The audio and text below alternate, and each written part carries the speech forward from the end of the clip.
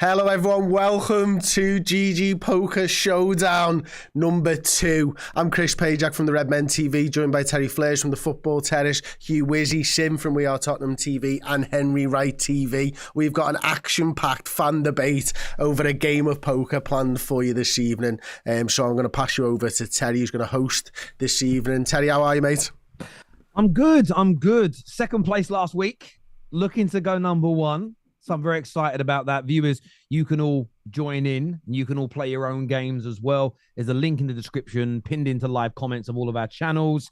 So get signed up now to GG Poker. They're giving away, over the course of 2025, £25 million as well. So if you enjoy a little game of poker, do it responsibly, of course, but get signed up to GG Poker now, the biggest poker app in the world. Loads to talk about today as well, gents. We're looking at the title race, talking Arsenal and Liverpool, maybe a little Forest in there as well, a little bit of review of the North London derby, and we have heard that Porro has now stood up. He is now standing. He is now okay after that game. We're going to review United's match last night and how they'll get on against Brighton and discuss Chelsea's crisis. No win in 5 games for them, plus a little chat about Erling Haaland and his new 115-month contract at Man City. But Hugh, we've got Sim, we've got Henry, of course, we've got Chris as well. How are you all, boys? Well, good? Very well. Shining, flying, back in the title race, loving life. What about the FA Cup, Hugh? He's doing that. Yeah, what about that? What about that? Frankly, Let me talk to you about the FA Cup and how Arsenal have won the FA Cup more than any other club in the country. So Didn't you go out on the third round last time as well? Moving on to bigger pastures, bigger, brighter, greener pastures. No, in all seriousness, very, very happy after that performance. Wow. Like we were saying, Pedro Porro, he's going to need a hip replacement. He is dancing with the stars.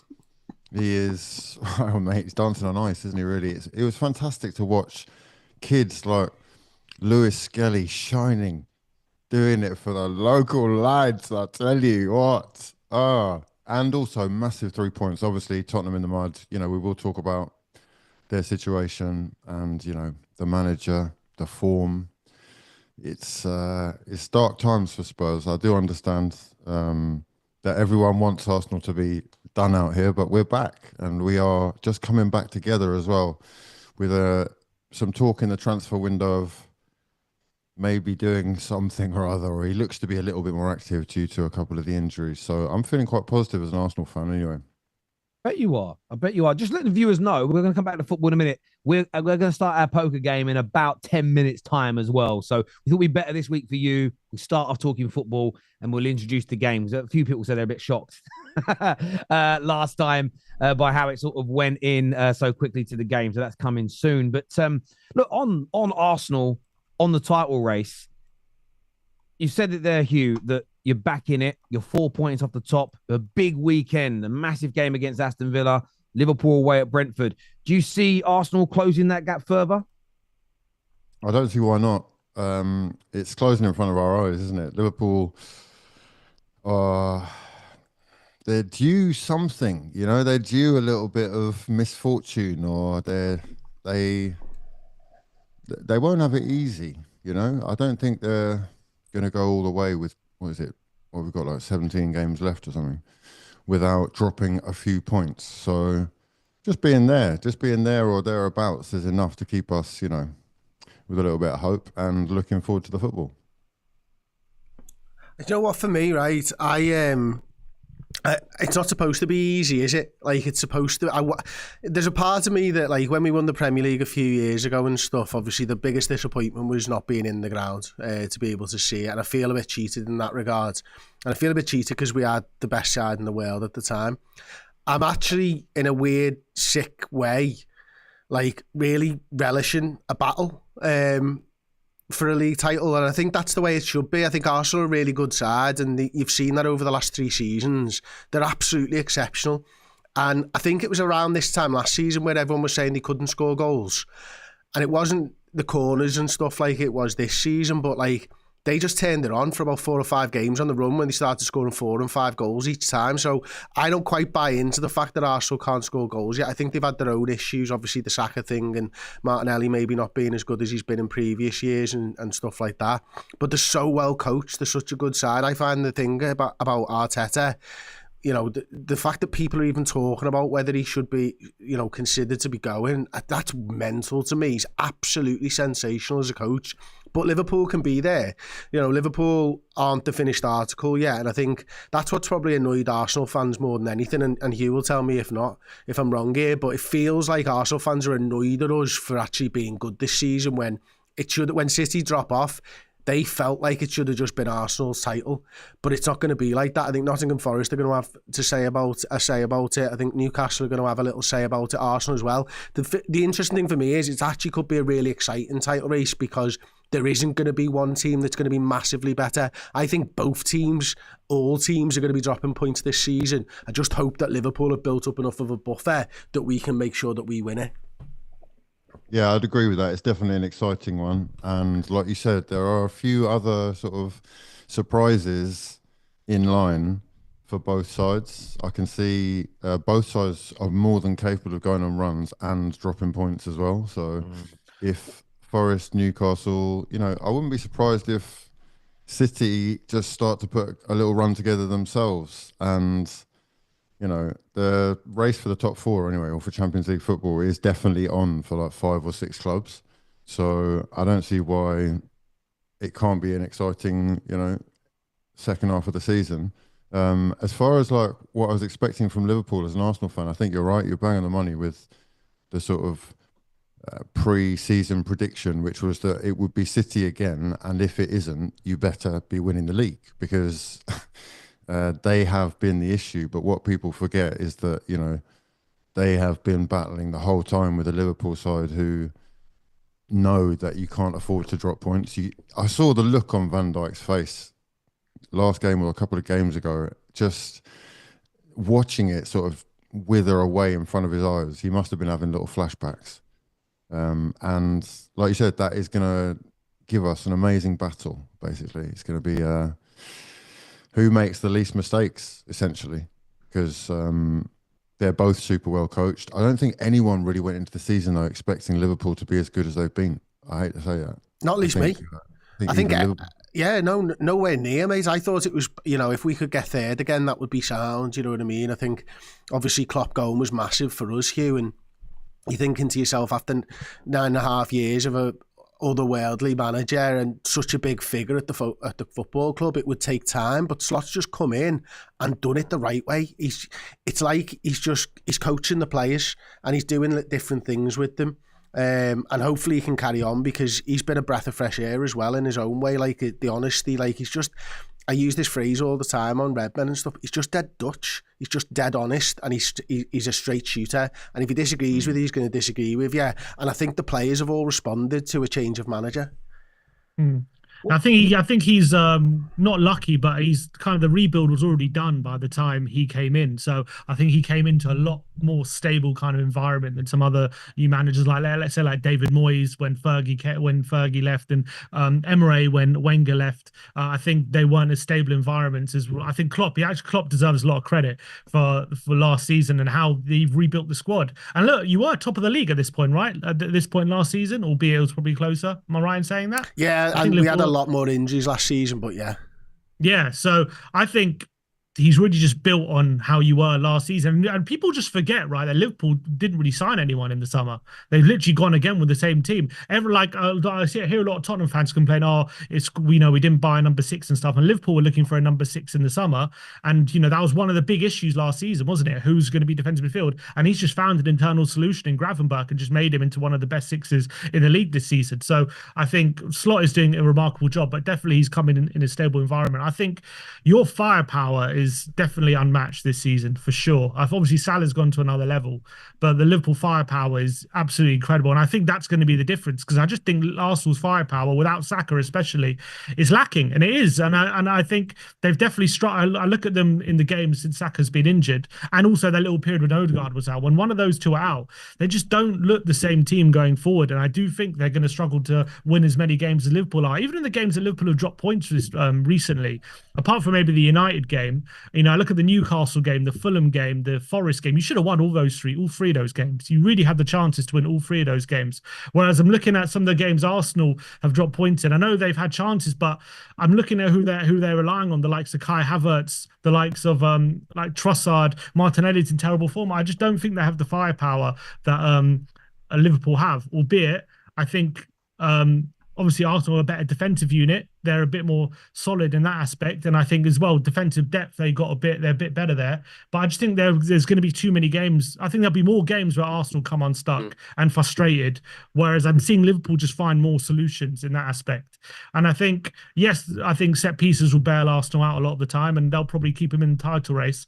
But I don't think they'll win it. I really don't. I look at that firepower, and then unless if they signed a forward in January, I might change my mind. But if they don't sign a forward, I can't see them winning the league. I really can't. And I think actually the North London derby was proof of that in a weird way, because I felt like you should have scored 4 or 5, and your front line was poor. I thought it was really poor. On that though, I mean, they're linked to a lot of players. Just now, the Daily Mirror have published an article saying that Arsenal are ready to splash the cash on Victor Gyökeres this month after Mikel Arteta admits the Gunners are actively looking. I mean, that's what they need to do, though, right? If they Arsenal want to go and win this league, it's go out and sign Victor Gyökeres, spend the 67 million on his release clause, and bring in an absolute bagsman. If they do that, does that change the way you view it, Sim? Yeah, if they get a bagsman, I think that's literally what's keeping them from winning the league. I think Havertz, you can't rely on him to be an absolute killer in front of goal in the big moments. I think he's a good link striker, and I think he helps the team. He's good at pressing, all these different things. But in terms of absolute killer in front of goal, he's just not that guy. I think he will let them down in the big moments. And I just don't. I look at their wingers as well. And apart from Saka, who's actually doing the business right now? Trossard's popping up here and there, but is he a guy you can rely on week in, week out? Martinelli's been in poor form for a while, albeit recently he's had some good games, but he's been in poor form for quite a long time. Sterling's been absolute trash. Jesus has now got an ACL. So I'm looking at their forward line, and I'm just Liverpool, literally, apart from Nunes, are all scoring goals, are all in good form. And I'm looking at Arsenal right now, and apart from Saka, none of them are doing it really. And I know, again, they're heavily reliant on set pieces. They need a striker. I'm saying it categorically. And not necessarily a striker, just a forward who, who's going to consistently have that world-class game-winning ability, which they just do not have in that forward line. Yes, they'll win games, but they're not going to keep the consistency with Liverpool, in my opinion, with that kind of forward line. I think if they don't sign any forwards this January, they will not win the league. Do you know? I think you are right. If they bring in a Gyökeres or Osimhen, or Buemo or Acuna, or someone that actually knows where the back of the net is, I would back them to push Liverpool all the way. The thing for me is that inconsistency, like you said, with Martinelli and Trossard. Like, we can all laugh that Porro got turned inside out. So what? Perisic did it to Van Dijk. He's still the best centre-back in the world. Do you know what I mean? Like, it's one game. I think with Arsenal, like, they're looking at Zubimendi in the summer, and they look like they're maybe bringing in Buemo or someone in the summer. But if they don't bring someone in now, like, I watched Sterling, every time he got on the ball in the game against us, he slowed things down. And I think Jed Spence coming up against Sterling, it was a lot easier. When they made a couple of changes, I think Arsenal started to dominate a bit more. But I agree with you, Sam. I think you're spot on. I think Liverpool right now, Cody Gakpo's got a few goals in the League Cup. He's performed well. Jota, struggling with injuries, but he's still, in my opinion, their best number 9. Nunes is the only one. And I think if Liverpool bring in someone, I think if I was a Liverpool fan looking at it, I think a fullback, maybe Gyökeres from Bournemouth. I think he'd be the perfect Robertson replacement. And obviously Robertson's at the age now where he can still work alongside him. So yeah, I think game started, Yeah, guys, the game has started. Hugh, are you live? Yeah, Henry, stop waffling now. The game's begun. So, yeah. By the way, Henry, it's a really important show, this. What's wrong with your hair? Why is your hair not being cut? Why are you not looking smart, bro? I'm just. This I don't know. My hair looks all right, doesn't it? You at least honestly, it's my hair. At least it's actually my hair. that is my hair. Yeah, right. That's true. I didn't have to pay for mine, to be fair, though. So that's true. You should spend the money getting your bags under your eyes sorted out. That's what you should spend your money on, mate. Do you know what I mean? You honestly look. Did your mum sleep with Uncle Fester? might as well. There we go. Who's still in this game? Like Sim versus Chris. Terrace should have bet you would have folded. Yeah, Done him. I'm not sure I would have after last week. He did it to me last week. I'm looking forward to this, you know. I know. Yeah, he's got the bit between his teeth. He's got the bit between his teeth. Come on, Hugh. Do you think you're going for a player of the level of Victor Gyökeres? Is he the player you want, or is there someone else that you think you should be spending that money on? Well, I think what I think and what I want are two very different things, especially when Arsenal are concerned in January. I can actually see us doing sort of a plaster, a short-term fix, loan deal last minute, instead of spending big. I would, I'd love us to go for a Gyökeres, mate. I think it's quite unrealistic. It would be massive outlaying. And it's quite difficult, isn't it, in January? People have to understand other clubs want to replace the players who are the main targets. So, I can understand if they don't get it done, and they're planning something properly for the summer, which they're clearly doing with the likes of Zubizu. Well done. Hugh, sorry to talk. Another defensive midfielder, that bloody Arteta. Unbelievable. Sorry to talk like the production side of things here, but if you go onto the live control room, Hugh, you might be able to get it live from there, mate. Yeah, I'm literally just trying to multitask. Yeah. You were doing well. Yeah. I'm saying that gone. No, sorry. I thought you would say. I'm saying that Arteta Pulis, like all they do is need like a strong forward, and he's going for another defensive midfielder. They've got like 4 in that midfield, and he's going for another one in the summer. Jorginho honestly, and Thomas Partey coming to the end of their contracts, so at the end of the summer we'll have 2 left. You got Moreno, you got Rice. I mean, is that really the priority?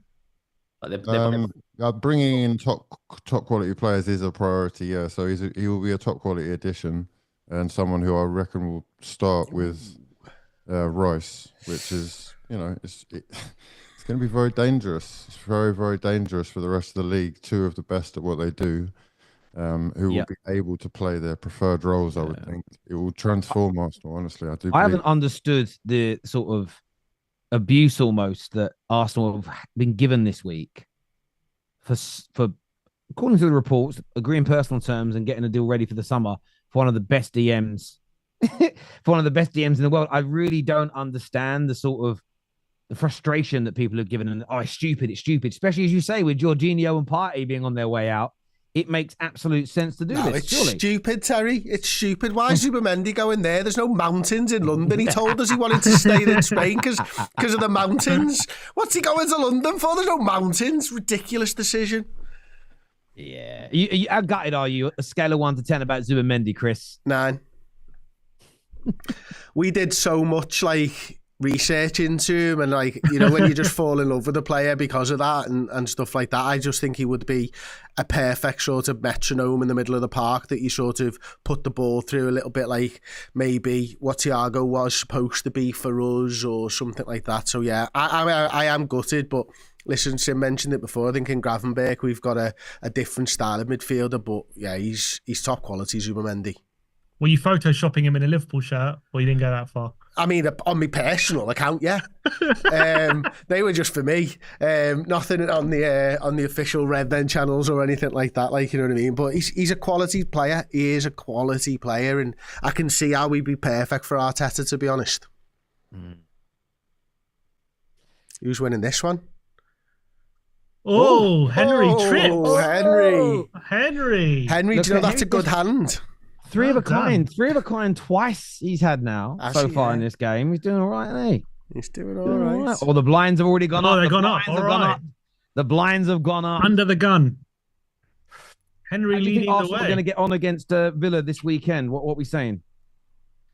I think if they put in a similar performance to what they did against Spurs, I actually think they'll struggle. I think they might draw. I'm not saying they'll lose. I still think they're a good team, but I think Villa are a lot more solid than Spurs. Obviously, their forward line at the moment, Watkins in good form. They're just a lot fresher. Obviously, we know Spurs have got injuries and whatever, and obviously the North London derby was horrendous. But I think Villa are a different kind of animal. And I just look at Arsenal at the moment, and I think they might need that bit extra quality to take them over the line against Villa. And I don't know if they'll have it in this game. I think Villa might come and get a draw. You saw what Unai Emery did last year. He really did a job with them at the Emirates to stop them winning the league.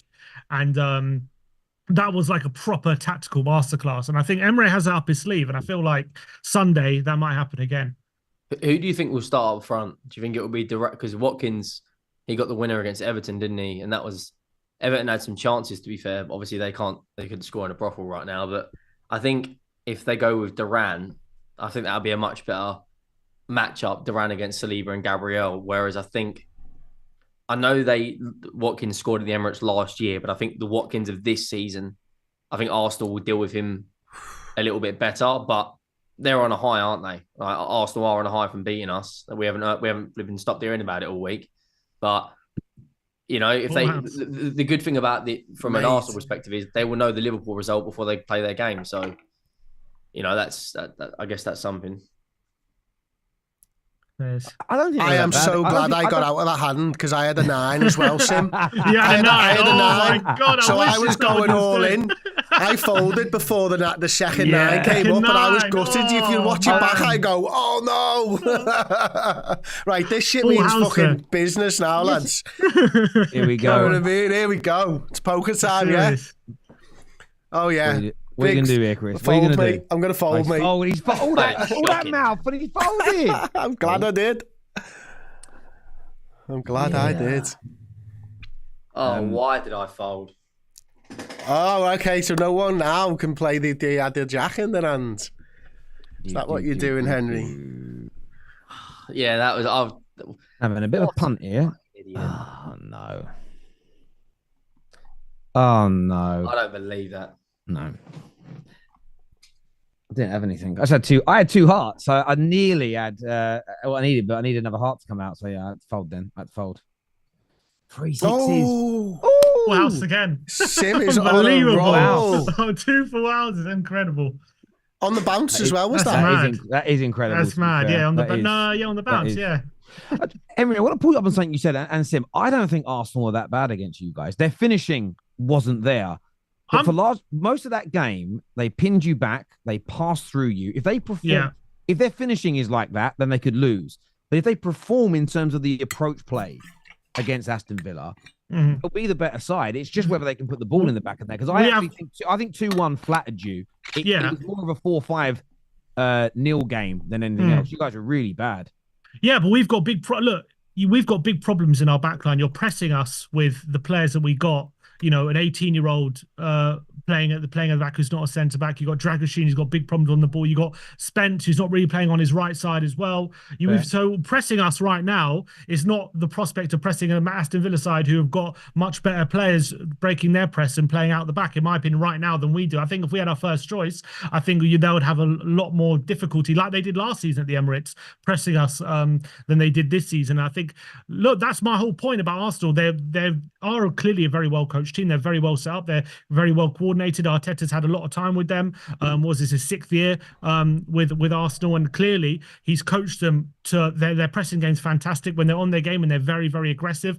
They're very hard to beat their pressing. They're extreme when you go long as well. We went on long to Solanke many times, and Gabriel and Saliba are gobbling it up, and it was very, very difficult to play against them 100%. But I feel like Aston Villa are going to be a bit of a different animal. They will be a bit fresher. I think they will have better players in their backline to kind of beat their press, and they're not scared to kind of play a low block and play a bit pragmatic, unlike us who are not quite used to doing it. We're not kind of the side to do that. I just felt like Arsenal, it was, yes, they won the game, don't get me wrong, but I look at the goals they scored. It was like corner was an own goal. That wasn't a corner as well, and it was an own goal. It was like a bit of a nonsense goal. And then the second goal, yeah, fair enough, they won the ball in the middle of the park, but Kinski should have saved that. It wasn't a great shot. And so I'm looking at their forward line. I'm just saying, even in the game they won, they're lacking quality. I'm sorry, they are lacking quality. And the number of openings they had, which they didn't take advantage of. And I think it's symptomatic of what I've seen from them since Saka's been injured, like against Newcastle, like against Brighton. There's just a lack of quality in that front line without Saka. And I think the London derby was another more evidence of that, despite the fact they won the game 2-1. Because I think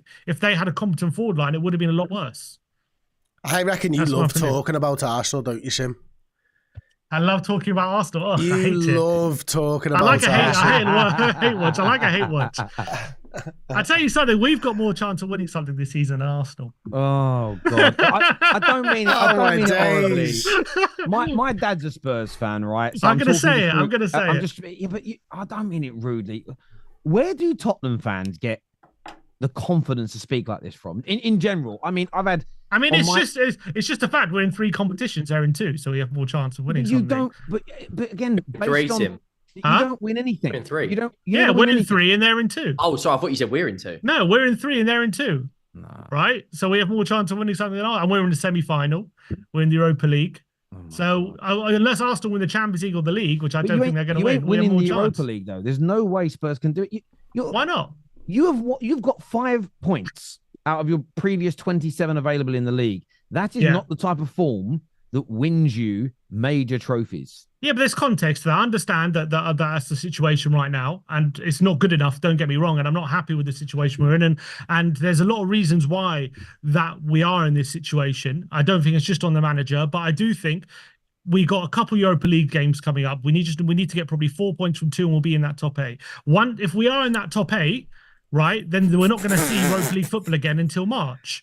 Come that time, we're going to have all our defenders back, maybe a signing or 2 this window. We could be in a completely different situation. We've seen at the beginning of the season, when we had all our players, yes, we were a bit of an inconsistent team, but when we were good and when we were at our best, we were absolutely blowing teams away. When we've won games this season, we've won them, all of them actually, by 3-goal margins, by 4 or 5 goals, 3 or 4 goals. That's perfect for knockout football. And when we do lose games, we tend to lose them by the odd goal. So if you look at knockout games, that's usually that's actually pretty well suited to play knockout football. Now, at the moment, I'm saying at the moment, we're in the situation. Since that run of games at the beginning of Big Angie's time at your club, since then he's on a 31% win ratio, and that's with players out, all your players back, winning 31% of your games. I don't understand where the confidence of winning a trophy comes from when you only win 30% of your matches. That's all I'm asking. Forget Arsenal for a minute. I'm not talking about Arsenal. I'm not saying we are going to win a trophy. I'm just saying that I can see the logic in thinking that when we're at our best, we can be a very good cup team because we can blow teams away when we're on our day. And we only don't have to be on our day that consistently to be a good cup team, right? And yes, since Andrews, you're right. Since that first 10 games, it hasn't been great. It hasn't been good, sorry, at all. It hasn't been good enough. Don't get me wrong. But I think again, there's context to that. After the first 10 games, we had 5 injuries or something in one game against Chelsea. We then went on to lose, I think, the next 5 games, and then between that period and the last, I think, 7 games of the season, we're actually getting top 4 form. Right, we're hitting over 2 points a game now. In the last 7 games of last season, I think we lost 5 and won 2, but the 5 we lost were the top 5. They were the top 5 team. So look, we had very hard games. Again, no excuse for losing all of them, but there's again context to it. This season, right, we had quite inconsistent form at the beginning. I think we probably should have gotten more points than we did earlier in the season, but obviously we dropped some silly points. But I think, again, we saw against Villa, against Man United, Old Trafford. We saw against West Ham. We saw at the Etihad. We had some really good performances, right? We had City in the Cup as well. We could blow teams away when we're on our game, but we also were capable of dropping silly points against Palace and Ipswich, and that comes with a young team that is obviously still has a lot of growing up to do, and a team that has to grow together, of course. And maybe as well, we definitely didn't do enough in the summer in terms of the business. And then obviously, I think after that inconsistent start, we then hit a massive injury crisis, which has led to 4 centre-backs being out, 2 left-backs being out, 2 goalkeepers being out. We basically got no defenders. We've also had 3 forwards out, so we're playing all the same players. So that's led to... But wait. All the defeats we've had... There's a lot of excuses here. Yeah. There's a lot of excuses here. I want to throw it to the rest of the panel. Chris, do you agree with what Sim's saying here, that all those reasons are why they've got a 31% win ratio and they're going to win a trophy? That No, I think- contributes, I'm saying. It's not the whole reason. Of course, it contributes. yeah, I think Sim's right there. It definitely contributes. I think for me, if I was a Tottenham fan, like I truly believe that every manager should be given time. But I think I said this last week. You can give the wrong man time as well. And I think for me, Ange Postecoglou looks like he's the wrong man. I would much rather have someone like a Thomas Frank, who's a bit more pragmatic, who realises that it's a results-based business, and go out there and get results. When Brentford were playing in the Championship, they played expansive football. When Brentford come into the Premier League, he sits back and he makes himself hard to beat and all that type of stuff. He knows that it's about winning points. Now, right now, Brentford 10th in the league, are they? Something like that. Third best home form, third worst away form. You know, for me, I would much rather have my manager realise that it's about winning and not style of football. You know, you can have a style of football and you essentially, you earn the right to have a style of football by putting points on the board. You don't get to play fancy football and not put points on the board. That's mental to me. Well, we finished 5th last season, so we did. You know what I mean? And then this season he's not. One sec, what am I doing here? I'm folding.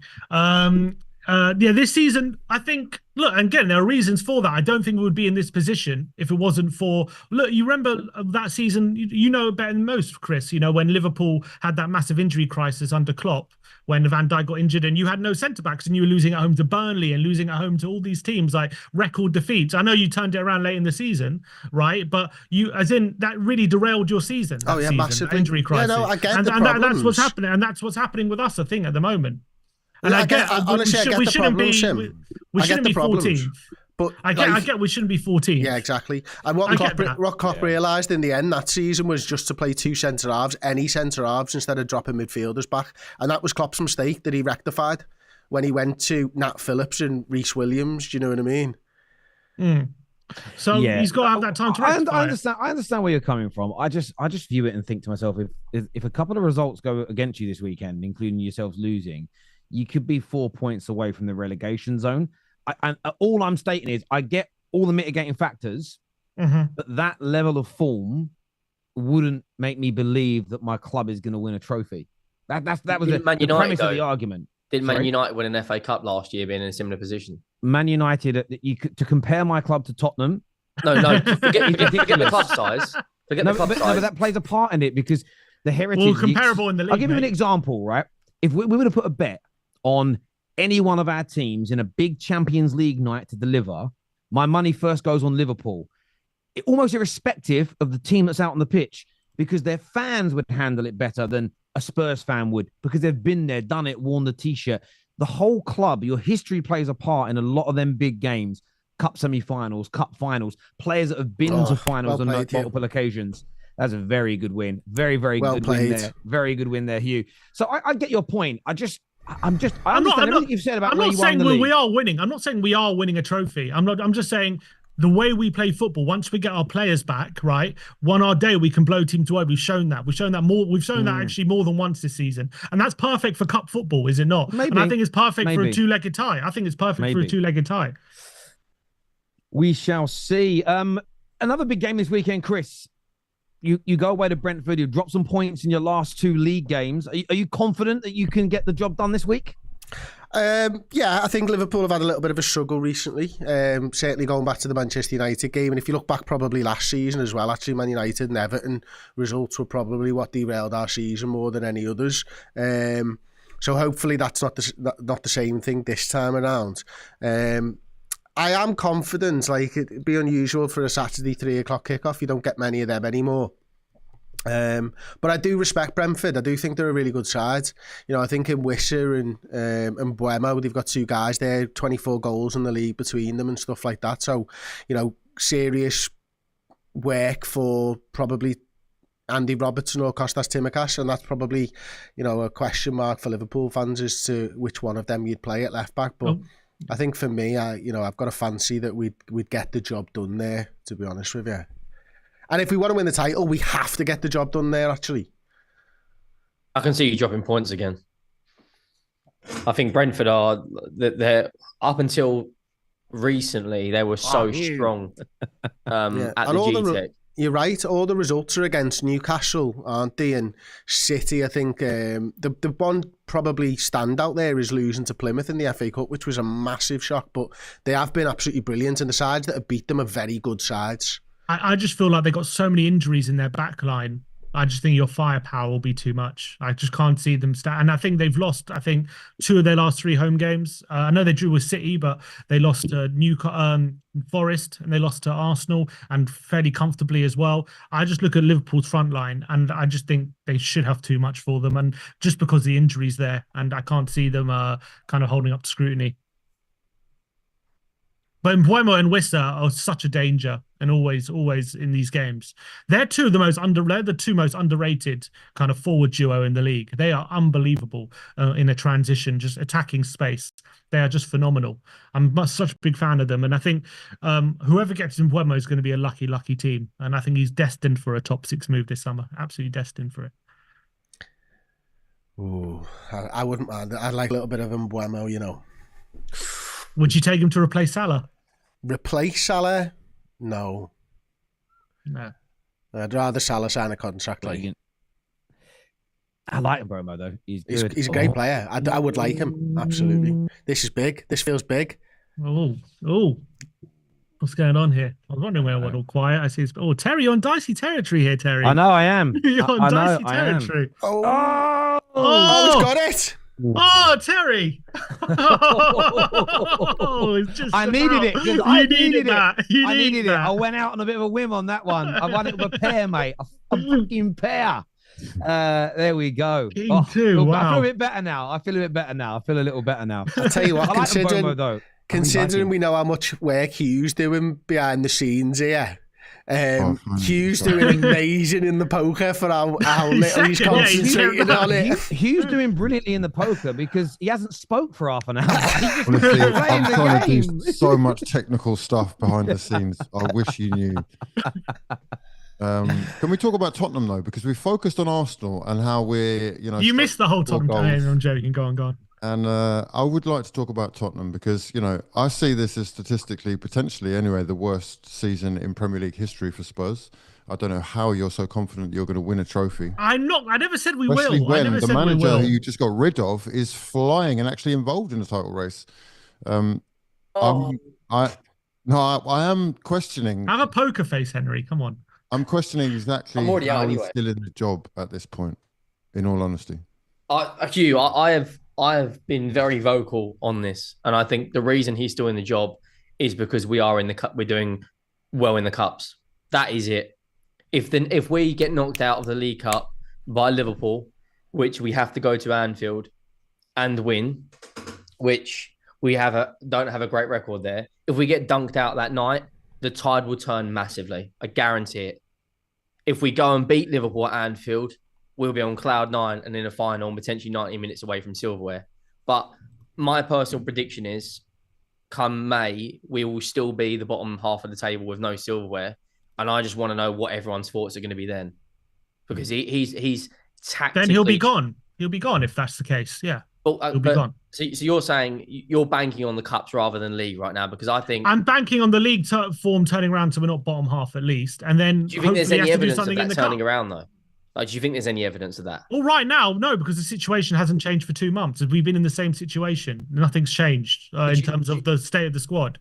We've had the same injury problems. We haven't got any players back. It's just the same. So nothing. What we were experiencing 2 months ago is the same now. So until that changes, I don't think the results will change. But that is going to change in the next week or so. We are going to start to get players back and hopefully get some signings through the door. And I do believe that will be a big change. I'm not saying we're going to go on this mad winning run where we win 10 in a row. But I do think the form will start to improve. I definitely think so. And then, again, as I said, we're not going to be in Europa League until hopefully March if we finish in that top 8. And so come that time, we could be in a completely different situation. Who knows what momentum we'll be in? And we'll definitely have a lot of the defenders back, which we've been missing for months and months. And we could be a different team at that point. So that's why I'm banking. I'm not saying it's guaranteed to happen or it's definitely going to happen. And to answer Hugh's question, why is he still in the job? You're absolutely right in terms of most Tottenham managers at this point would be sacked by now, 100%. Tottenham managers have been sacked for less. Most managers that have that we've had in previous years, if they'd been sacked way before this, then Ange has had a lot more leeway than most other managers in his position. But I think the reality Why do you is, think that is? yeah, I can tell you why. Because once we let Conte go, we needed to go in a completely different direction. We needed to completely change the playing style of the team. We needed to completely lower the average age of the team. We needed to start a whole different project. We needed to completely revamp the whole footballing side of this football club, which we were supposed to be a football club, but we seem to spend more of our interest on Beyonce concerts and all these different things for the stadium. But we needed to completely revamp the footballing side, and we've brought in Ange Postecoglou to do that. And I think they want to stick with this project until it comes until they really believe that there's no chance it can work. And right now, I think they're understanding of the circumstances with the injuries and all that kind of stuff. They want to basically. I read an article today that was posted in the Telegraph. They were saying that sources close to Levy really feel that they've been doing the same thing for the past 3 managers, going through this 18-month cycle where we start well, we get to 18 months, and then it seems to be breaking down, and we sack the manager and start a new cycle again. And it just keeps rinse and repeat. And we need to break that cycle. We need to actually stick with something, even when it looks like it's dicey territory. And right now, it's dicey. Right now, we're doing badly. Huh? This hand's mental. Who wins? Oh my God. Did I win? Did you fuck? No, Chris smashed it. Smashed it. Oh my God. How quickly is a tide turned, though? Yes. You want to challenge anything on that, Hugh, in relation to Spurs manager in sack, or can we get back I'm to just Liverpool? saying. I'm just saying if they're going to they should stick with him if they want to go down that route. I think the right path is to stick with him if you can really see a pathway. Look, they're obviously going to be talking to the players. They're going to be asking him if apparently he's still got the backing of the players, and apparently they're still with him. So if that's the case, I think we should wait till the players come back, try and back him in January, and see if he can turn it around. But obviously, right now, well, I completely agree. Where we are is not acceptable, and if come the end of the season we're in a similar position and no silverware, he's got to go. I could agree with that. But right now, there's still time to turn it around. Can I ask a question about Liverpool from you guys, if that's all right? We're getting absolute pelters this week online for not talking about our owners. What do you think of Liverpool's owners? I actually think you've got. I understand that people will say, if we can park a moment aside when they've done the ticket prices and trademarking Liverpool for a moment, because that's all been called out before, and I think Liverpool fans have been really good and consistent surrounding that. I think they've generally speaking, their product's gone really well. And what I mean by that is they've made you European champions of England, etc., etc., etc., etc. And all of that is great. The transition from Klopp to Slot, for me, is always a sign here. Oh, hang on, we're going big on this. Here we go. We've gone big on this. We've gone big on this. Oh, I think I know what he's got, though. I think I know what he's got. Looking at those first 3 numbers, that's the problem. He's only checked. I'm just gonna check. He's gone all in. Oh, I might come last, but I'm going for it. What has happened? Oh, get in.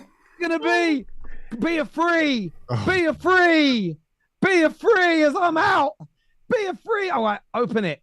Hey, I'm done. Terry's done. No, I'm out. Don't worry, you get a point, Terry. You get a point. Don't worry. I come second last week. Oh no. Oh well, I'm done. It should be easier to host now, Terry. Anyway. Yes, no, it should be. I had to play. I went for it. In for a penny, out for a pound. But there we go. Always a bit of fun. Yeah. So on your owners, look, there are things that they're not great at. I think what they're doing right now.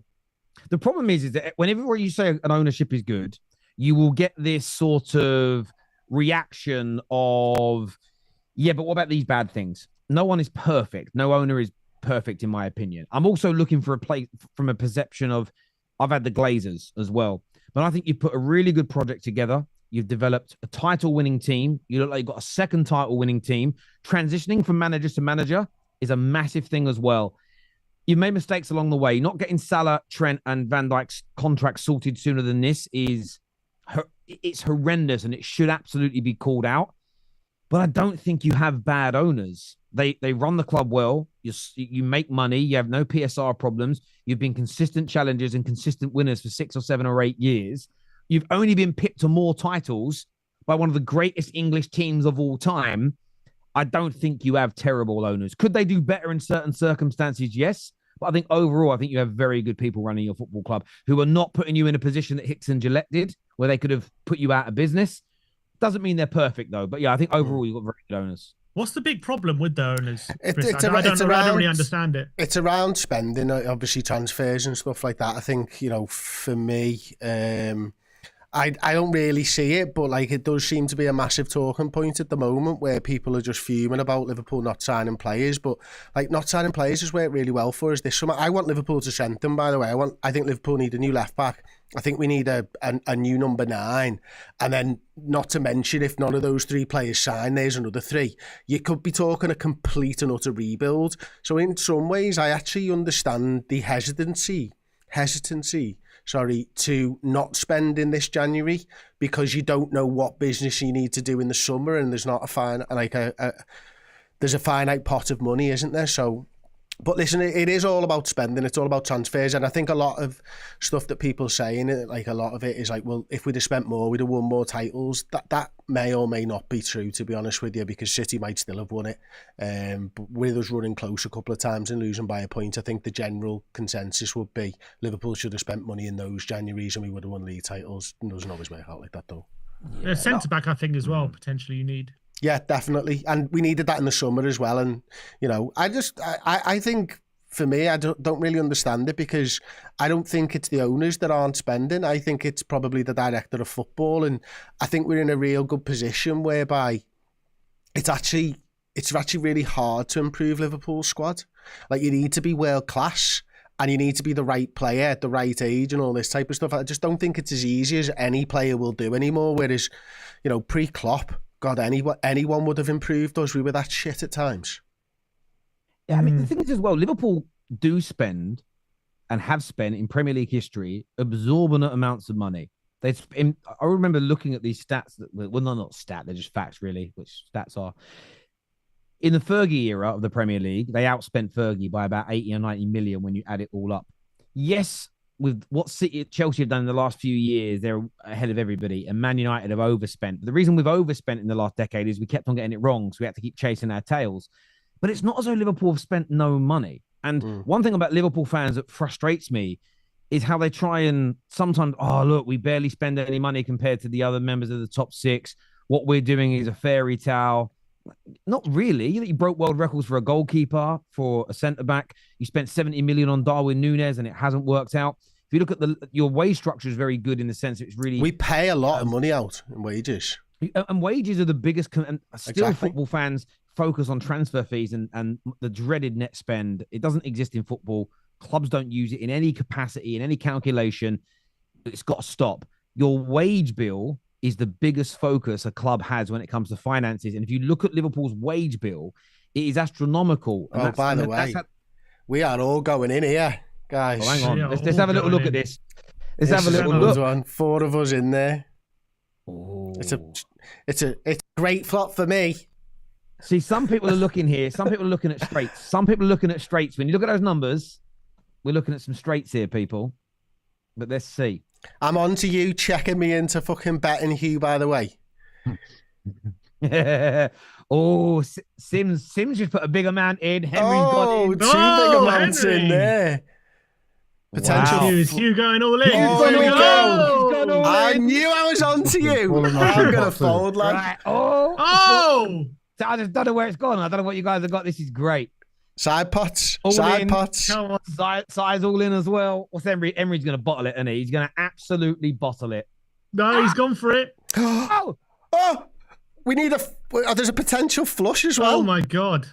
Oh, no, there isn't. is. No, there isn't. No. No, there would have been. Henry? What's happened here? What's he Nothing? got?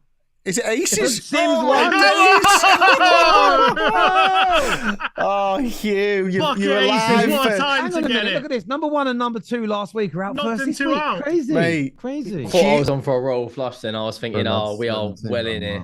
A royal flush? How No, would you don't know what a how royal. would you? No, straight flush. Straight flush. Flush it down the toilet. I'm basically Henry. all in here, aren't I? Yeah, pretty you much, kind of yeah. all in there, Henry. Yeah. Yeah, no, The interesting thing for me of that one is Hugh just went live to show his Yeah, I was live for to about go 1 out. I love it. God.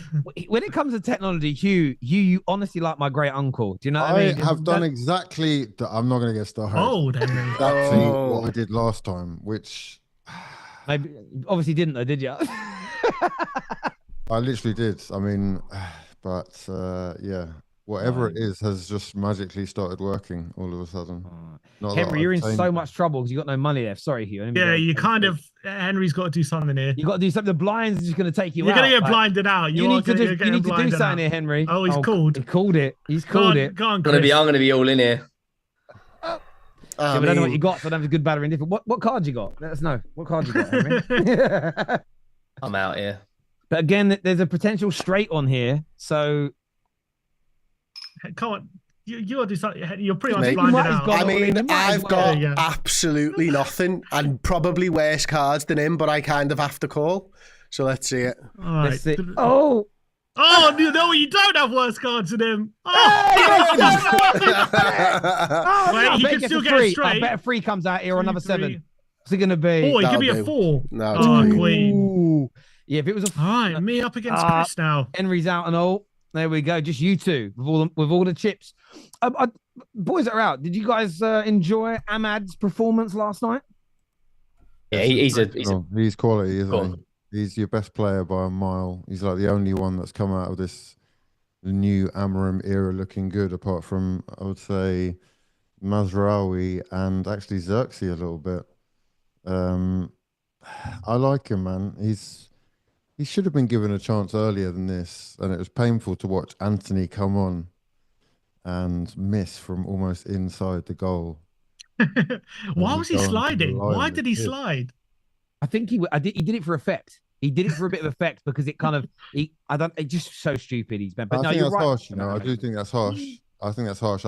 I get why people are asking why he's fallen down, but I think the lower you go, the more chance you have of being careful to connect properly. Good I point. think he's doing it with the right intention. It's just, that's life for him right now, isn't it? No, he can't do anything right. I do agree. I think it's like a lot of United. So the Xerxes thing is so interesting. 3 weeks ago, jeered off. And in fairness, a lot of the Man United fans that go to games have spoke out about this, and they weren't. Some of them were definitely having a pop at him.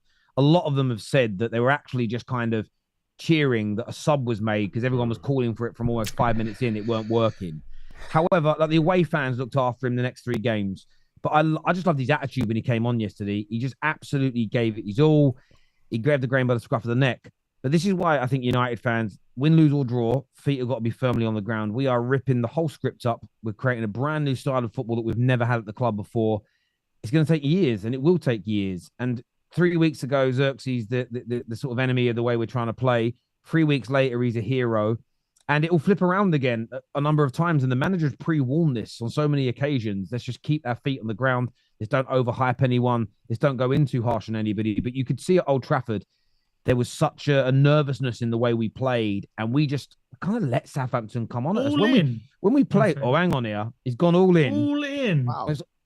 Well, that means I'm actually considering it. he's got a 3 and a 4, hasn't he? I'm just gonna he's got a 3 and a 4, or he's got a 9. What are you doing? I got ace 10.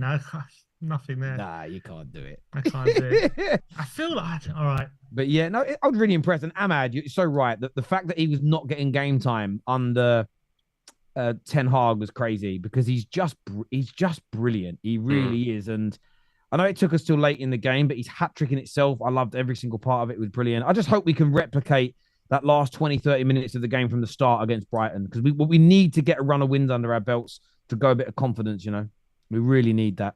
Yeah, I mean, I've got to be honest. I think you're giving maybe the team a little bit too much credit.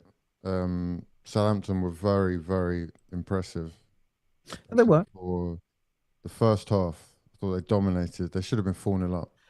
They should have been. When I talk about United though, when we went to Anfield, we were aggressive. We wanted the ball. We were confident in our first touch. We pressed them hard. We even pushed them back for periods of the game. Against Southampton, and Ahmad was part of this. Our wing backs just sat back. We invited them on, and I felt as though that they were coming at us hard and that they were giving it their all. Southampton, they played well, but we didn't want to. I know you watch boxing. We didn't lay a glove, and I felt what we had, and we did it more when Xerxes came on. We had to make them respect us a little bit more, and I felt like we just sat there and rolled over and let them tickle our bellies. And I'm not trying to take anything away from them at all.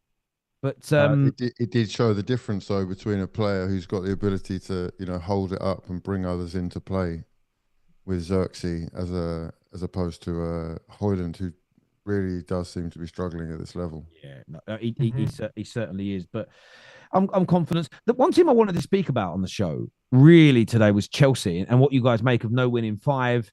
The fans are kind of turning on each other, especially the Pochinners and Poch-outers, and they're kind of they're rehashing it out as they always do at Chelsea. So he swerved that one away from United swiftly. No, it's just, listen, do you know what it is? I talk so much about United. I wanted to speak Chelsea a little bit before the end of the show, really, because it's no win in 5 is really bad for a team that 4 weeks ago was 11 points ahead of Newcastle. They're now behind them.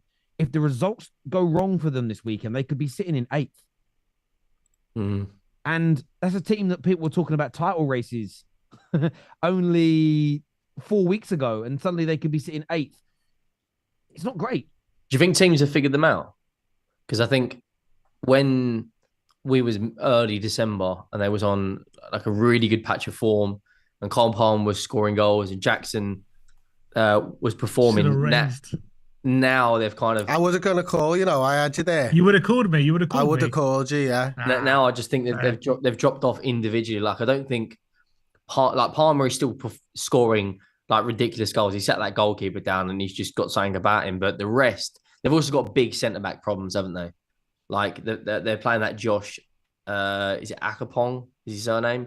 He's an 18-year-old right-back and they're playing him in centre-back, similar to what Spurs are doing with Archie Gray. And the only really senior... centre-back they've got is performing is Colwill, because the Sassy is, trash, and Fofana's now out to the end of the season. That's what they've had to call back Chalobah, and they're obviously looking at Gahey. I think once they get a centre-back back in next to Colwill, also Lavia as well, his best performance like in terms of 45 minutes was against us. He was unreal that first half. He hasn't played a huge amount of football since because of injury, which is kind of coincidental gone with their form. But 5 games without a win against teams like Fulham, Fulham, Palace, Bournemouth, and 2 other teams. Like, if you want to be in and around the top 4, you've got to do better there. And like you said, Terry, if the result doesn't go their way, I said this on the Top 6 show yesterday. I think I was saying it, was it Dan that was on yesterday? Yeah. If these results carry on, just a question that's open to the panel, do you think Chelsea will regret hiring Enzo Maresca? Because everyone compared them heavily to the Arsenal process. Get a young manager who's, let's be honest, Maresca's experience was at Leicester and Parma he was awful, and he nearly bottled a Championship lead of 15 points against a less intense, less strong league. I'm sorry to interject. So guys, I'm sorry to interject. It's just been announced that Dennis Law, the Man United and Scotland legend, that has just passed away. Oh, sorry to bring the mood down, but wow. Dennis Law, one of the last standing member of the Holy Trinity of my club. Oh, that's I know we're having fun on this show, but yeah. How old, he must have been in his 80s. How old? 84, I believe he was. So, yeah, absolute gentleman, great player. I mean, one of the best sort of Ballon d'Or level winner. Champions League. Great. Sad. The last one of the 3 now, but thoughts obviously go out to his family and everything as well, and Manchester United fans. Yeah. And not every channel watching it supports United, but I think there's always a lot of respect when these things happen because of the level. But yeah, RIP to him. So yeah, sorry to interject. I apologize. I was just going to say, do you guys think if just to the panel, if they do lose this weekend and they are down in 8th, do you guys think they will regret hiring Maresca? Because if this was Poch right now, I know the performances at the end of the season improved, but the daggers were out for him when they went off a cliff. Are they in that position right now? They could be 6 games without a win. Mate, Tottenham are 14th without a win in. Yeah, I know. I'm not. Why are you bringing up Tottenham, Hugh? Why are you giving us strays? Because we're there's not two of talking you. about Tottenham, Hugh. We ain't talking There's about two of Spurs. you. We're actually talking about Chelsea. Hugh. Calling for I get it. You manager's beat head us. when Fair your play. own club cannot win a game of football. They've Look, got we're 1 point win in 9. They're on the nearly last winless in available 6. They could be 19. winless in 6. We're 1 win in 9. What context, I though, get would Sim, what context would you give Chelsea? Because you spoke for like 28 minutes about your context. I'm not a Chelsea fan, so I don't want to. Yeah, I'm not a Chelsea you can be fan. fair and you can be fair and balanced, though, right? You can be fair and balanced. Yeah, but I don't know Keep the the energy minutiae. the same. Come on, Sim. I don't know the minutiae of their kind of. They've got a huge circumstances. centre-back injuries. All I know That's what is they've got. Okay. I know last game they had on the bench they had Tosin Adarabioyo and they had like Disasi on the bench. I know they played an 18-year-old kid, but that was our choice. We're playing one out of necessity. It's a bit different. I know Chelsea spent 1.2 billion on players like in the summer. I've got no sympathy about size of the squad. We kind of didn't have that luxury for one reason or another. We didn't spend that money. We probably should have bought more. But Chelsea have spent how much? God knows how much money Chelsea has spent over the past 2 years. Yeah, but you know what it is though when you make comments like that, Sim. Yeah. I'll call you out on this. Go on. If you say you don't understand the minutiae of their club, but then you call Yeah. them out for things you don't understand. You asked me to give me an opinion, so I'm giving my but you opinion. said you don't how can you give an opinion about something you don't understand? Half the players. I they've said bought- I don't know about risk. I don't know then- my minutiae, but in my then opinion, I don't have criticise. sympathy. Then you can't criticize. You don't understand. Half the players. When was I bought, criticising? by saying that you have talking Half- about how much Sim, money half they've the wasted on players their they've squad. bought. That's I criticism. never the said players wasted. they've When got. did I say they wasted money? You When did I say they imply wasted? you No, imply. I didn't. said they spent over $1 billion. I said Like- I said they spent all that money. No I've got no sympathy. sympathy. No sympathy for which lack of squad options. Which For implies. lack of Yeah, squad but Sim, options. at the same They have time, no at the same squad. time, Come on, 70. Sim. I know that's not what I've said at all. I'm saying people Keep accuse talking, he keeps implied. folding. Keep talking to him, he keeps folding. you bastard. Got him. All I said was right. Tottenham are rubbish, they discuss. spend so much money, right? So I don't have sympathy when they're saying with the lack of squad options, all that money being spent. That's all I'm saying. I'm not saying their squad's bad or that he should be sacked. I'm saying when I'm hearing Henry saying, "Oh, they've got problems at centre back," I know we do, but I'm saying they had centre backs on the bench when they played this 18-year-old, so they're playing him out of But choice. the two not players out of are on the necessity. bench are likely to be sold. Disasi, Tosin was on the bench, wasn't he? yeah, but I don't think he was 100% fully fit, and I would argue that more than 60% of the players they have signed won't ever play for Chelsea. The thing is, as well, when Spurs fans say we ain't spent, I know that they've spent a lot, and a lot of Chelsea spending has been on players that are never going to play for the club, and they're going to sell for profit and increase their revenues. And I think I would say a good 50% of what they spent is on that. But Spurs in the last 3 years have spent, according to Transfermarkt, over 600 million euros. Incredible. This is what annoys me about Tottenham fans, including you, Dad, if you're watching, is you talk like you don't spend big like everybody else. And you've always got this excuse. 600 million in the last 3 summer transfer windows combined. First of all, it's not compared to Chelsea. That's like a third of what they spent. But what you're doing is you're missing the point. Chelsea haven't bought all those players for their first team squad. They've bought a lot of players to loan out And so have we. sell for profits. Val Gray, we've also. First, Val and Gray play for your team. Not every game. What are you talking Yeah, about? what do you mean? What are you talking about? I'm talking about players. A lot of the money that Chelsea have spent, if you go for their transfers, on all these youngsters that you've never heard of, they buy this one for 20 and this one for 15. They'll loan them out, and then in 6 months, a year, 2 years, they want to sell for a profit. And you'll see a lot of the money that Chelsea have invested in players will become profitable for them. Yet look how much they've spent on players for their actual first team over the last 3 years. It will be higher than what Tottenham has spent, but you're probably not talking double, 3 times like you feel. So I think it's important to understand that element of Chelsea's transfer strategy. It's to make more money in the future. And this is the thing. Spurs have got their excuses as well, and I understand it. But you might have spent over 600 million euros on this. No, I get that. I'm not crazy. saying we haven't spent money. I'm saying compared to Chelsea, we haven't spent. That was my point. But I would say, yeah, we spent money, and I think in the last 2 windows, I think the players we've bought in are good. Probably not enough of them is the problem. I think maybe obviously we spent like 50 million on Johnson. It was that the right appropriation of funds. Could we have gone for a high? I'm struggling here. I'm gonna have to go all in at some point. You're struggling to respond as well. It's 2 things you're sec. struggling at right now. All right, go on. Tim. Go on. on. I don't really have a good hand. The one thing I will say is Tottenham. Oh, are you serious? That's the hand you. Oh, come on. Oh. Come on. No. Go on. Go on. What's it going to be? Ah, That's it. Winner. There we you have a go. winner.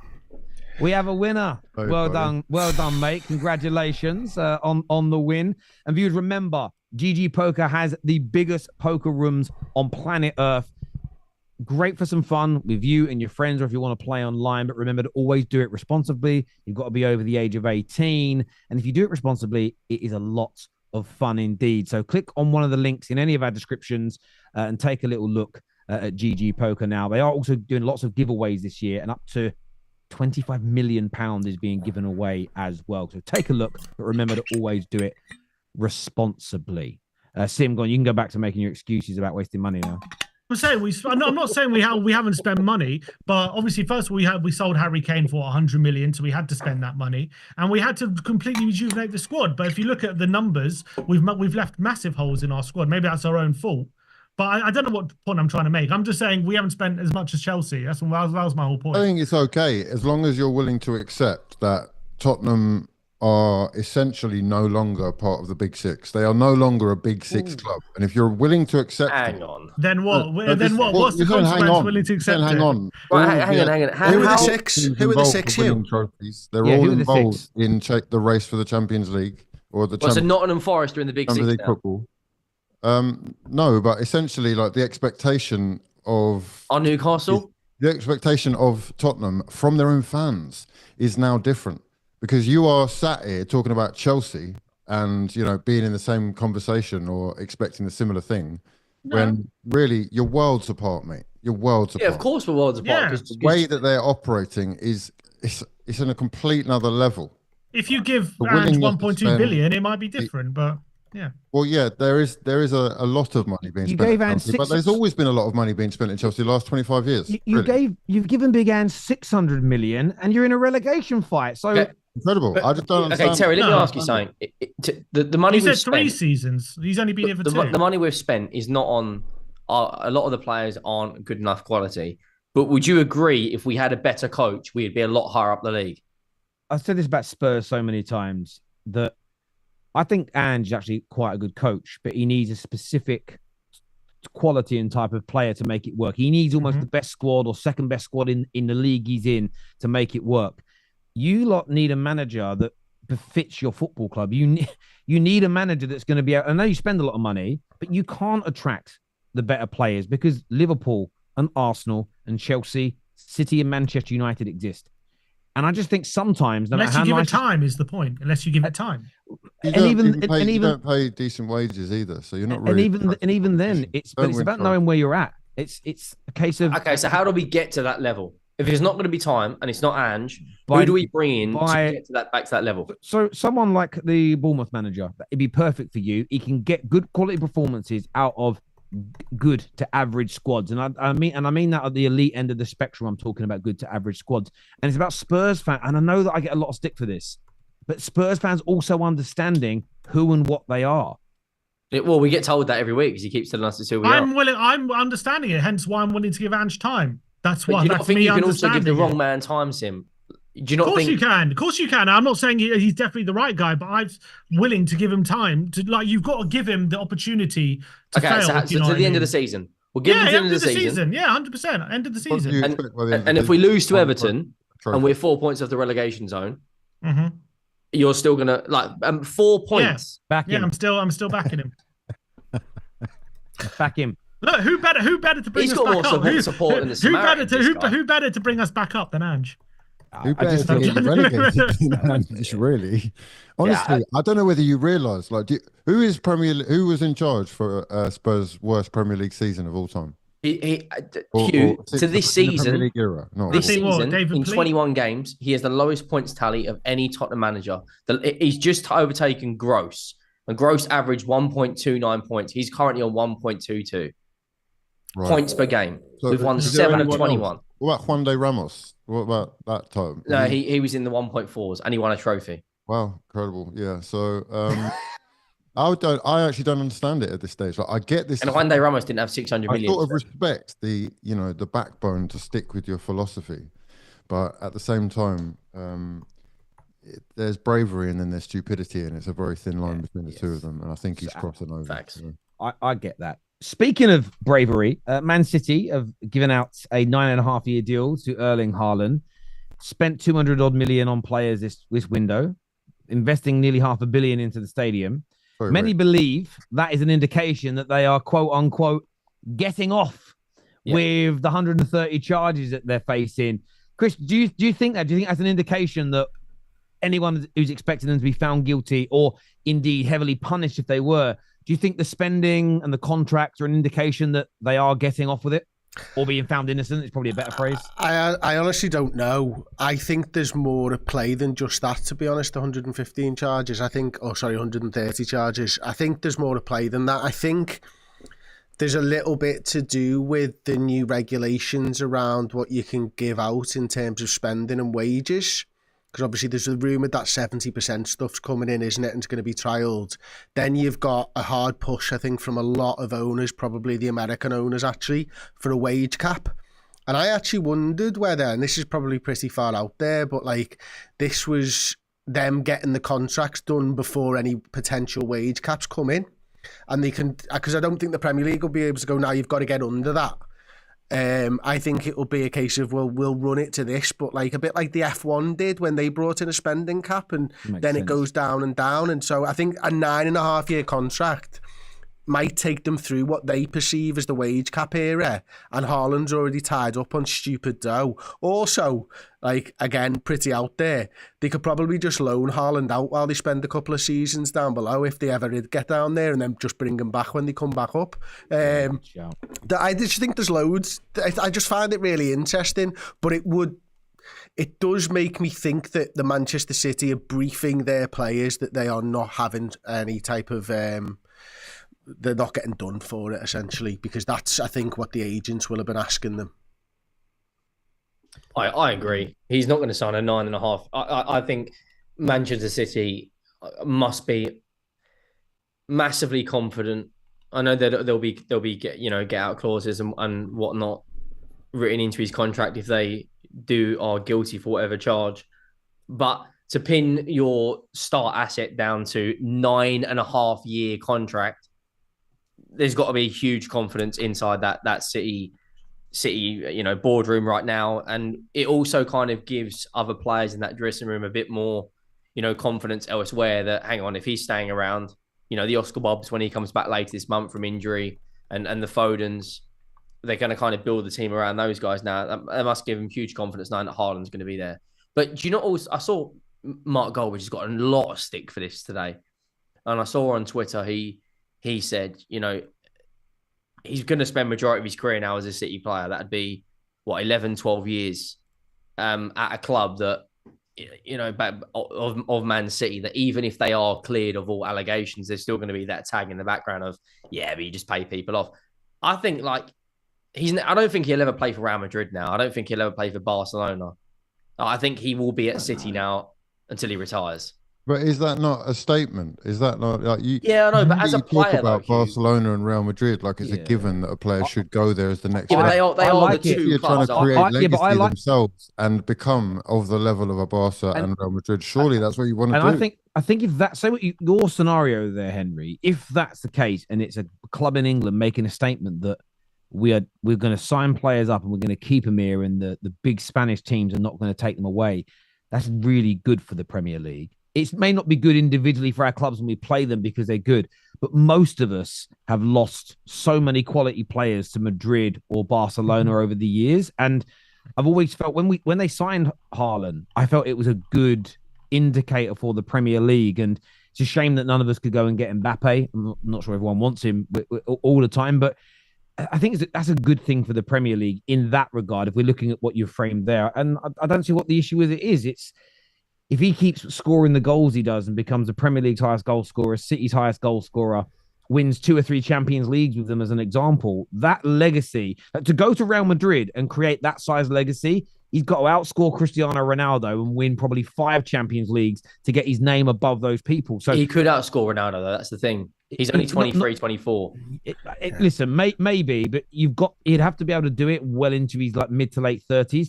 And what Ronaldo's doing, I know he's now in Saudi, that late in his career, that is a rarity. You have no idea when he's the most likely to do it, though, isn't it? Out of all the players now in the world. I saw a stat about 18 months. He is the most likely, yes. But I saw a stat about 18 months ago, and I'll try and find it, which looks at how many goals Haaland had in his career. And it basically said to score more than Ronaldo. By the way, Ronaldo keeps adding to his goals now. Haaland would, from the age of 21 till he was like 38, would have to continue scoring something like 45 goals a season every single year. Oh, I saw that, yeah. Yeah, it was something obscure like that. So you look at it and think he could do it, but how many players maintain a world-class level beyond, say, 32, 33? If you think about the Premier League. And you've got to be injury-free as well. Injury-free. You think how many Premier League players have maintained that level beyond 32, 33? The vast majority. Not Premier League. You think about La Liga. You got Cruz was still world class at the end of his career. Modric, Lewandowski, Benzema. I don't think he would ever get near the 700-800 goal mark in the Premier League.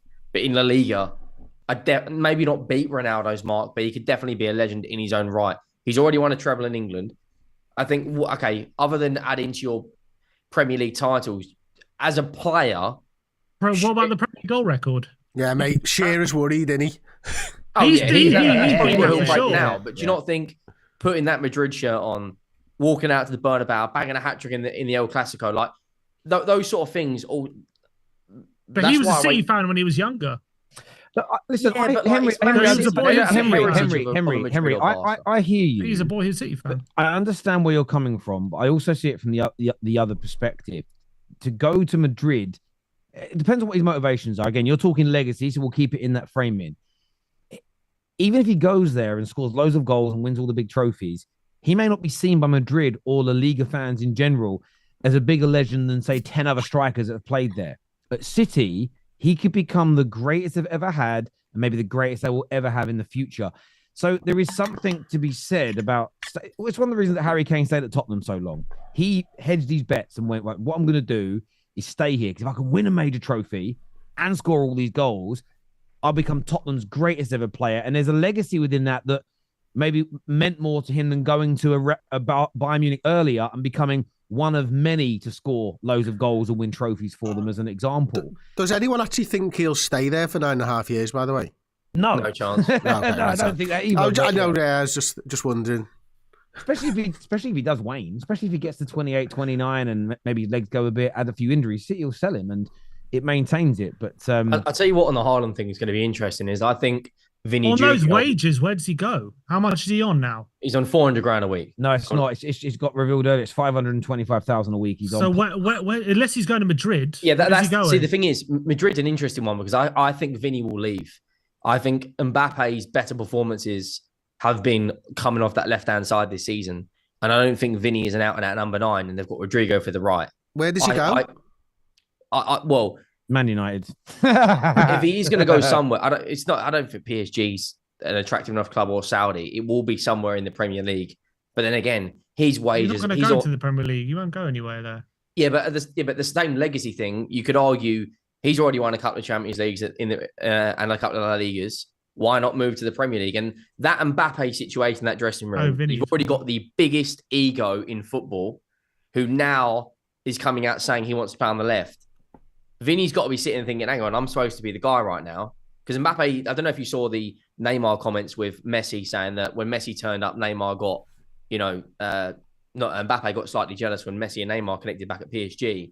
I think that Vinny's saga at Madrid is going to play out. I predict he will leave in a couple of years. And I think if he is going to go to someone, City have got the financial side of things. Mm-hmm. I could see him there. But then again, how many Brazilians have really performed to the elite standards in the Premier League? There's not many. Yeah, that's not a great argument because he's Brazilian. He can't do it. No, but like Brazilians, when they get to 26, 27, 28, they kind of slowly decline. How many Brazilians have still been world-class in their mid-30s? Yeah, but don't be scared of the move. Change is sometimes good. Look, you that's what I'm saying. I think you like you, Henry. Change is good. Get your hair cut. Change is Campbell good. showed Tottenham that there are, sometimes bigger bigger fish to fry. Ruined his life, yeah. Ruined his life. Premier League titles and for what 3-4 FA and now titles. he can't. No one will touch him in the game of football. And he's had mental breakdowns, and he can't go anywhere without getting any abuse. Before your last trophy, surely. How Sim, was it you or your brother when we were at the Best Awards? Oh, Chris was there as well back in 2017. Who got in trouble for calling Sol Campbell a Judas at that event? Was it you or your brother? I didn't call him a Judas, but what did you call him, Sim? I asked him a question. I said, "What's your opinion on club loyalty?" That's all I asked. That's the one. I asked him a simple. It was a journalistic integrity. That was a simple question. Do you know he what, didn't mate? like that question. I did the same thing around those Best Awards because Shevchenko was. Was that the one where Shevchenko was that the there? rumours? I called him a Judas. Is that what's going around? Oh, That's not what happened. it's not the rumours. That's what I just said. In terms of, but that's what you That's what you implied, and I'm someone that goes with what you imply more than what you say because we're not in a court of law. Like you are calling him a Judas without using the words, but a very good question. So go on, Chris. Sorry. After that Pixel advert, like I don't personally think now. I know we spoke about this off air, but surely after that he can't complain when he gets stick.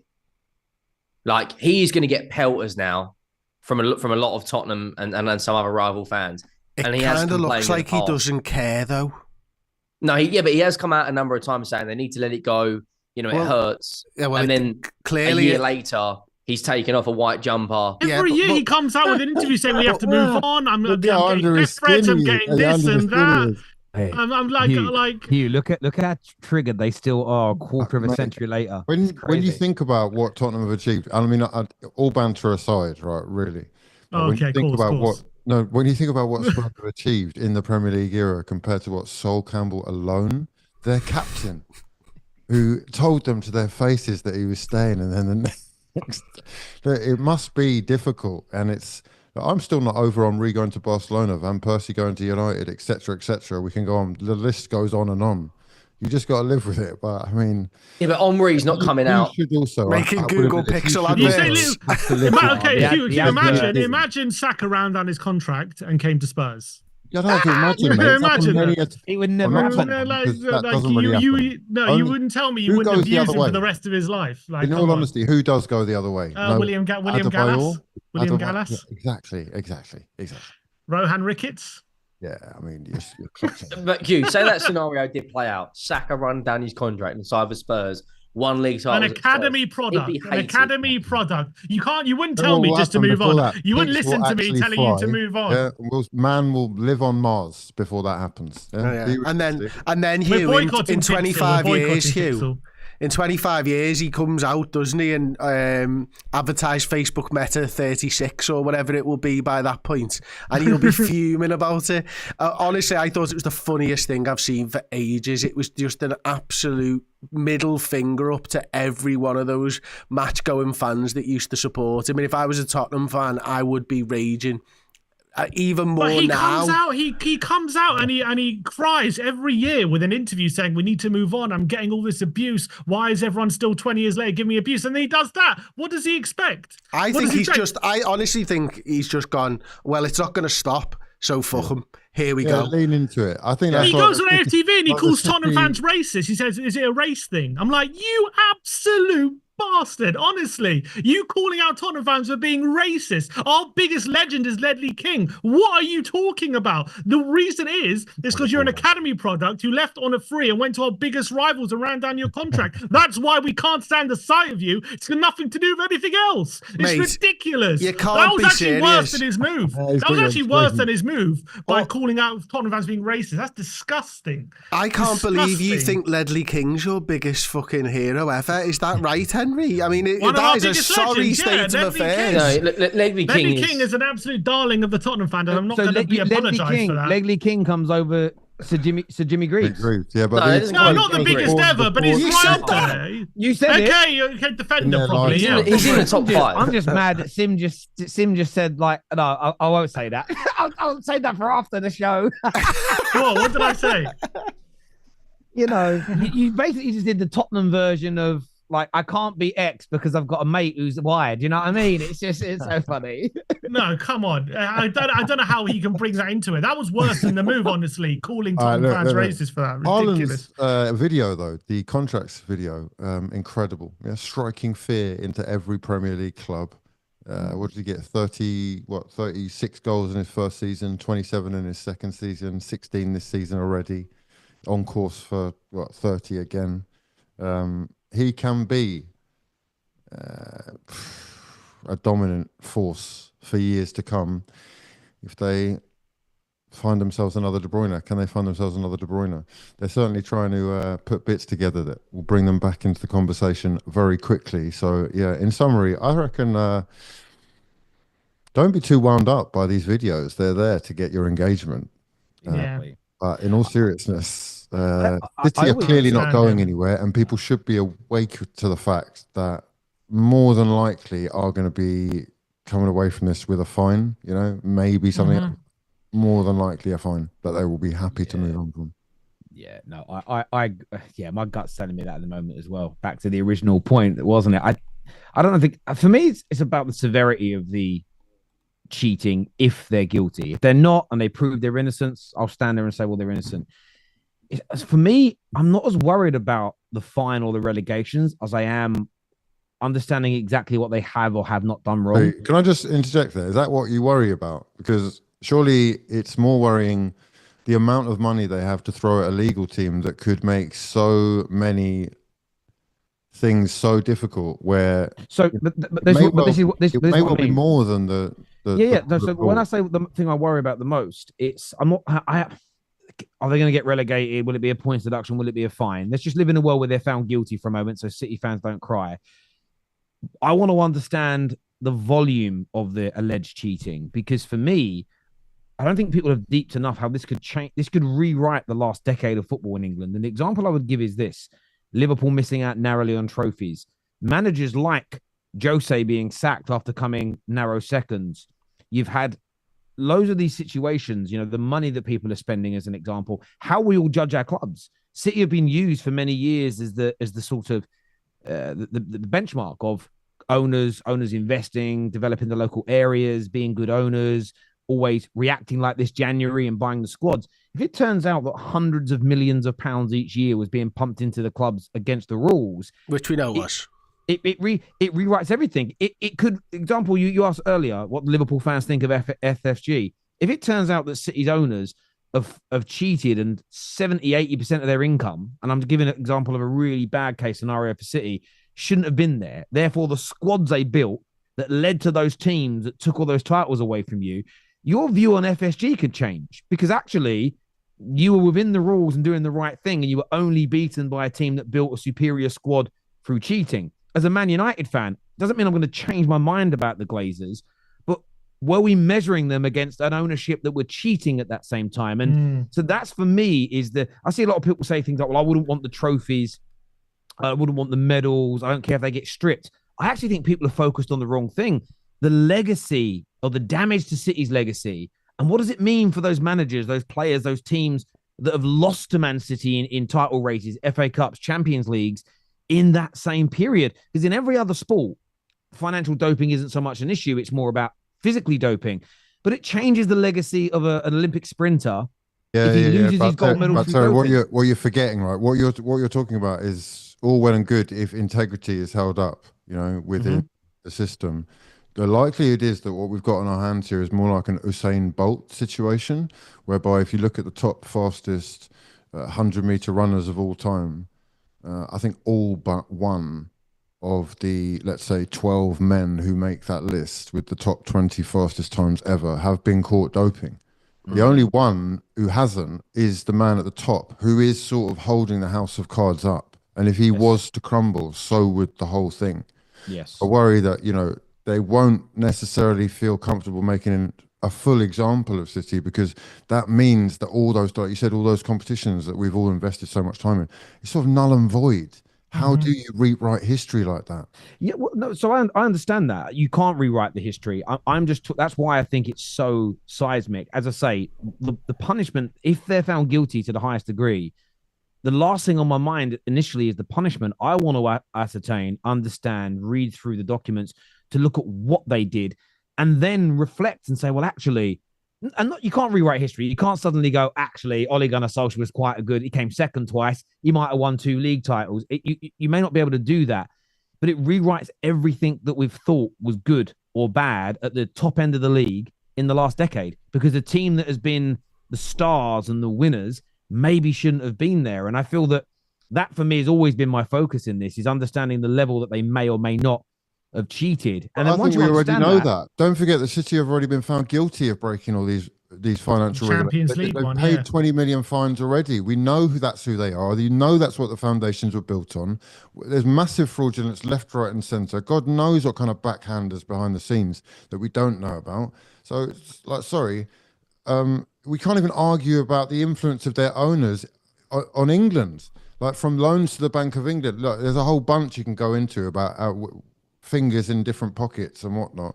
Everybody knows, and we've been living with it. So I'm questioning how that is any different here, in all honesty. I'm with you, Hugh, to be honest, mate. We've come to accept that they're playing a different game to the rest of the league, mate. Liverpool know that.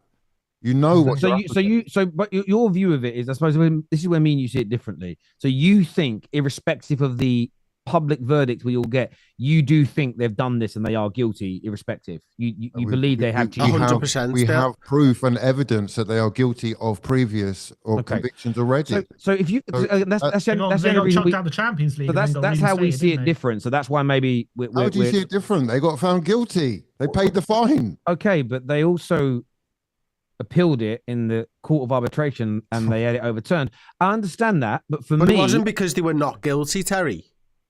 Sorry. It was because they weren't allowed to use it. That's why I was saying the worry. Evidence was chucked out. It's such a financial powerhouse. You already said, I'll play this game in court for 20 years and send an army of... Okay.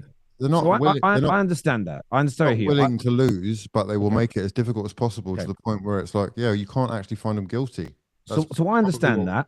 I just, maybe the way I look at the world, I'm waiting to see what it is and then read everything and then understand it. That's just, okay. So if you do think they have cheated and done all of this, does that view... No, Terry, we've established that they have cheated already. Okay. Legalese with me. Yeah, English is my speciality. Okay. I'm listening to each and every single word that you say, and I know you're being very careful to jump around the houses here, but let's be frank about what's happened. They were found guilty and they paid a fine, tens of millions of pounds for it. So let's not pretend that we don't know. Okay, we don't need you then. Okay. So you think they're cheats. Does that change how you view all their success and the teams that came second to them? I'm sort of accepted that that's where we are with what we're up against. And I think that maybe they have now, in fact, probably, almost certainly, got their house in order. And as a result, it is going to be even more difficult because remember, we're talking about a period back in time. This is years ago. This doesn't even cover the last few years. Like, there's another 7 or 8 years of potential fraudulence that we haven't even looked into, where they are just accumulating trophies. So I think it's best for everybody to accept a position of, look, they're probably going to get away with this, or they're probably going to get out of the trouble that they appear to have been accused of. Yeah, let's just say that much. I think I want them, obviously, to get fined in some way, shape or form, whether that be points or whatever. I don't really want the trophies handed to us, for example, if that was the thing. It was just whatever. I'm the same as you, though. I know that they've done it. I know that they've built Manchester City today on a house of cards. And unfortunately, they've become a juggernaut, as I see it, unfortunately, a juggernaut by cheating. And they will always be the cheaters to me. 20 years down the line, you're still around the top of the table. It's because you cheated back then. And that is always going to be the case. And you look at the Italian clubs, the Juventus, they're still talked about as the cheats because they were the ones that went down and came back up, and they're back up now. And Italian fans still call them the cheats. And can I just say, for parity, right? That sort of fraudulence, I agree with what you're saying so much there, that sort of fraudulence is something that I've come to accept of Arsenal's history. I know that we're built off an incredibly dodgy looking set of events. And our history in the top division is sort of dependent on that. And therefore, the position that we're in now has been reliant on that. So it's silly to pretend otherwise. Sorry. that House of Absolutely. Cards, that House of Cards, the fast track system that they've managed, or that path that they've managed to create themselves. We've already seen how they've done it. I don't know why we're all pretending that this is like a must. Apparently they have the highest commercial revenue in Europe or something. It's ridiculous. me a How are we meant to favour. believe that? How are we meant to sit here and believe they've got higher commercial revenues in United and Madrid and Barcelona? I think it's an absolute joke. It's so obvious what they've done. Hugh, why do you think the mainstream media, the big channels like the Sky Sports and the like, why do you think they rarely touch on the subject? Why do you believe they kind of skirt? It might be a talking point for 5 minutes on a show, but then it's back Legally, to no? how amazing are they? For a few reasons, really. If the product is the Premier League, they are the sort of toy in the window, as it were. And, you know, they're so successful and they have been so good that it is the most attractive thing that you can sell in the league, I guess. And they're trying to sell the success. Much in the same way as they did during United's era, man. You couldn't say boo about United on mainstream media, although we had a lot less of it. There's no denying that the situation that they've created for themselves now is, you know, it's going to be very difficult again for them to turn their back on what they've created as well. Think of like how much would have to change if, let's say, they were, you know, punished by one or two of the titles being taken away from them. How much would have to change for that to actually make the product believable? I just can't see that happening, man. I hear that. The reason that they don't talk about it as well is like the reason that a lot of legal cases in football aren't talked about. Because one, people aren't educated on the case itself, and two, it's probably safer not to, as you may well be liable yourself, given that you don't know what the result is. So.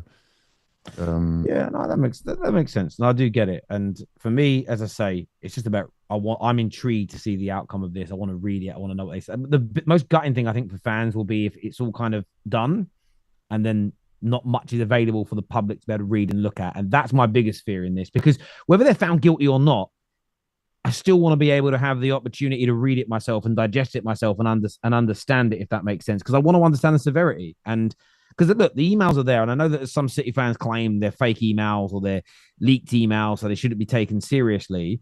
But I want to know the magnitude and the volume of the fun, because it only shows us the tip of the iceberg, and I want to know how much has gone on for me. That's the bit that's been frustrating this whole time. Is it? I know that some of you believe, and it's fair, you've got your own opinions, that it's hundreds of millions that have been pumped in. I just want to know for sure before I have that opinion. And well, the emails are there. It's just how the emails were accessed. Yeah, no, I understand it. But are they admissible in court because of the way that they were obtained, like any evidence? So it's another case where you're more than entitled and capable, if willing, to make your own mind up. Sorry, we don't need like this is all. It's all nonsense. It's all nonsense. Should have been done by now anyhow. Absolutely. Tell you the other thing is something that I've always thought, right? You see you mentioned it before, Terry, about the financial doping and stuff like that.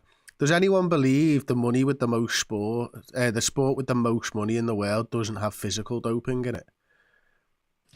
Well, yeah, but you guys were accused of it recently, weren't you? With like 90% of your squad having asthma.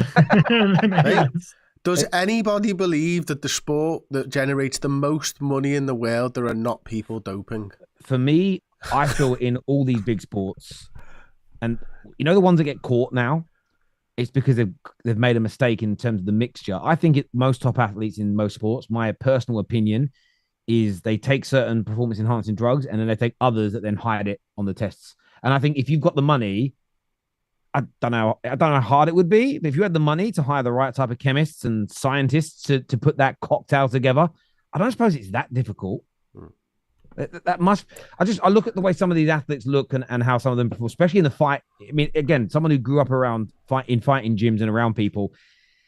95% of the full contact fighters were the way their bodies changed when they went full contact at 18, 19, 2 years later. It was like, yeah, that ain't because you're lifting weights and eating broccoli and steak. Like you're taking something. And that was at a much lower level. And I think one MMA fighter said a few years ago that his belief is that it's harder to find someone that isn't doping than it is to find someone who is. And I agree with you. I don't see how football is different. I really don't. I just can't imagine that there's not more footballers doing it. I do agree.